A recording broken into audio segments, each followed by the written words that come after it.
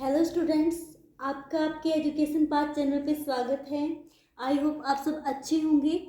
हम कर रहे हैं यहाँ पे क्लास +2 का कोऑर्डिनेशन कंपाउंड।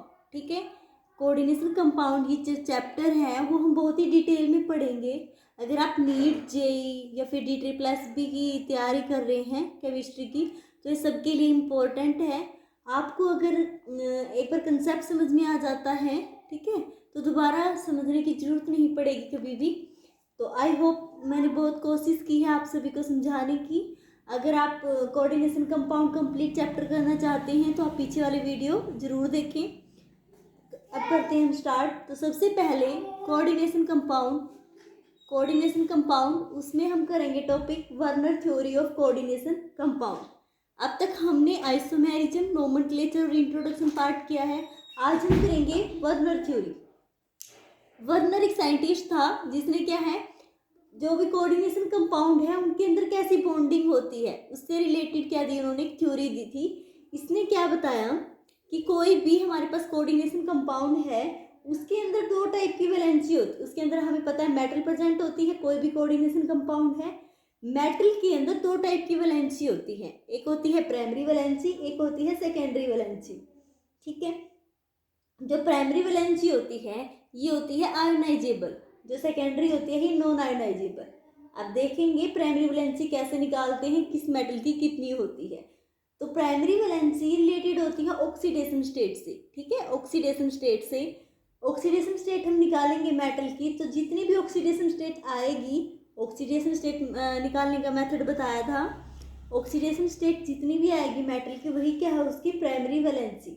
अब जैसे हमारे पास है PTCl4, ठीक है, इसमें जो प्लेटिनम है इसकी हमारे पास ऑक्सीडेशन आई 4, यही क्या है इसकी प्राइमरी वैलेंसी। कॉपर सल्फेट, इसकी है प्राइमरी वैलेंसी 2। ठीक है, किसकी है ये, कॉपर मेटल की। उसके बाद आती है हमारे पास secondary valency. Secondary valency related होती है कोऑर्डिनेशन कंपाउंड से, कोऑर्डिनेशन नंबर से। कोऑर्डिनेशन कंपाउंड में जितना भी सेंट्रल मेटल का है हमारे पास कोऑर्डिनेशन नंबर, वही उसकी क्या है, सेकेंडरी वैलेंसी। अब जैसे इसके अंदर देखो, अब हमारे पास हमें पता होना चाहिए कोऑर्डिनेशन नंबर क्या है। कोऑर्डिनेशन नंबर क्या है कि कितने number of ligand group attach हैं डायरेक्टली मेटल से। ठीक है, अब हमारे पास देखो लिगैंड, तो इसके अंदर ये 3 क्लोरीन है और क्या है 6 हमारे पास एमाइन है। बट डायरेक्टली जो मेटल से अटैच है वो कितनी है, 6। तो 6 इसका कोऑर्डिनेशन नंबर है। ठीक है, उसके बाद हमारे पास आती है सेकेंडरी वैलेंसी हो जाती है। उसके बाद है सेकंड पोस्टुलेट, एवरी मेटल, हमारे पास क्या होगी, हर मेटल वो सेटिस्फाई करने की कोशिश करेगी प्राइमरी वैलेंसी को भी और नेगेटिव वैलेंसी को भी। अब कोई भी मेटल है वो सेटिस्फाई करने की कोशिश करेगी। जो प्राइमरी वैलेंसी है वो सेटिस्फाई किसके द्वारा की जाती है, जो लिगेंड्स होते हैं, लिगेंड दो टाइप के हो सकते हैं, या तो नेगेटिव या न्यूट्रल। ठीक है, न्यूट्रल होगा उनके ऊपर क्या होते हैं, लोन पेयर। अब जो नेगेटिव के द्वारा जो सेटिस्फाई की जाती है उसकी वजह से आती है प्राइमरी वैलेंसी, क्योंकि उससे क्या आएगी हमारे पास ऑक्सीडेशन स्टेट। उसके बाद है हमारे पास सेकेंडरी वैलेंसी, वो किससे रिलेटेड है, कोऑर्डिनेशन नंबर से। वो बोथ लिगेंड्स सेटिस्फाई करेंगे, नेगेटिव आयंस वाले भी और न्यूट्रल भी। ठीक है, दोनों कोऑर्डिनेशन नंबर दोनों शो कर सकते हैं, न्यूट्रल भी और नेगेटिव। बट ऑक्सीडेशन स्टेट क्या होगी, न्यूट्रल का तो चार्ज 0 होता है, तो सिर्फ कौन देगा, नेगेटिव आयंस।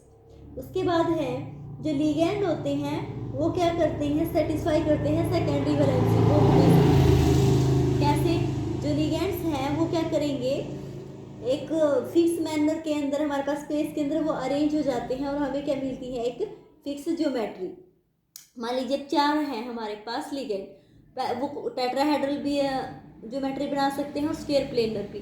तो हमारे पास क्या होते हैं, अब कोऑर्डिनेशन नंबर हमारे पास उस पर डिपेंड है। अगर 4 कोऑर्डिनेशन नंबर हैं तो टेट्राहेड्रल स्क्वायर प्लेनर हो सकती हैं। 6 कोऑर्डिनेशन नंबर है तो ऑक्टाहेड्रल हो सकती हैं। तो वो क्या होते हैं, कोऑर्डिनेशन नंबर सेकेंडरी वैलेंसी।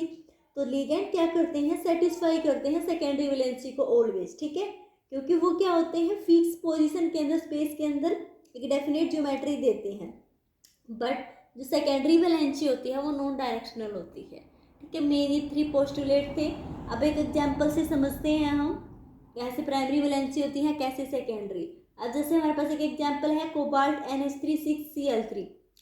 इसमें देखो कोऑर्डिनेशन नंबर है वो हमें डार्क लाइन से शो है ब्लैक से, और ब्लू है वो क्या बताती है प्राइमरी वैलेंसी को, ऑक्सीडेशन स्टेट को। तो इसके अंदर हमारे पास 6 एमाइन है, इस 6 के 6 क्या बता रहे हैं हमारे पास, ये डिनोट कर रहे हैं प्राइमरी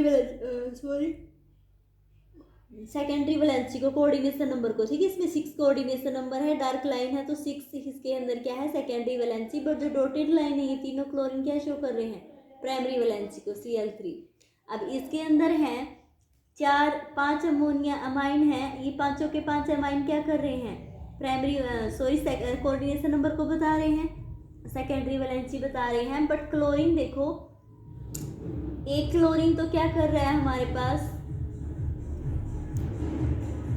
एक क्लोरीन है हमारे पास, वो दोनों की, इसका मतलब क्या है कि वो प्राइमरी को भी शो कर रहा है और हमारे पास ऑक्सीडेशन स्टेट वाली को भी। ठीक है, इसके अंदर हमारे पास क्या है 2 क्लोरीन है जो प्राइमरी वैलेंसी भी शो कर रहे हैं और सेकेंडरी भी, बाकी ये है ही हमारे पास, और जो Cl है ये सिर्फ अकेला है, ये क्या कर रहा है सेकेंडरी वैलेंसी को।